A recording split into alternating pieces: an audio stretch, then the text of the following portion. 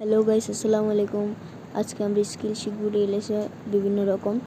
আপনারা যারা ডিএলএসে স্কিল মারতে পারেন না তারা এই ভিডিওটি শেষ পর্যন্ত দেখেন, ইনশাল্লাহ পারবেন। ভিডিওটি দেখার আগে প্লিজ সাবস্ক্রাইব করে বেল আইকনটি বাজিয়ে দিন। তো আমরা প্রথমে চলে যাব মাই ক্লাবে, তারপর ট্রেডিং সেন্টারে ক্লিক করব। ট্রেডিং সেন্টারে ক্লিক করার পর এখানে 4টা অপশন আছে: free trading, free kick, corner kick এবং পেনাল্টি। তারপর আমরা ফ্রি ট্রেডিংয়ে ক্লিক করব। তো এখানে দেখেন আমরা প্রথমে কীভাবে আস্তে দৌড়াবো। আমরা দৌড়ানোর সময় মাঝখানে ক্লিক করে ধরে রাখলেই প্লেয়ার নিজে নিজে আস্তে দৌড়াতে শুরু করবে, মানে হাঁটার মতো করে দৌড়াবে।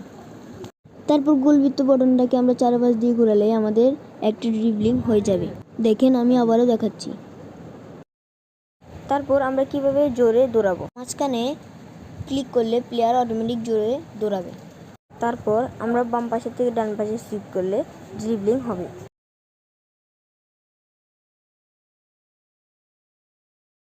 তারপর আমরা রেনবো মারবো, নিচে থেকে উপরে সুইপ করলে রেনবো হয়ে যাবে। তারপর আমরা ডাবল ক্লিক করলে প্লেয়ার শুট মারবে।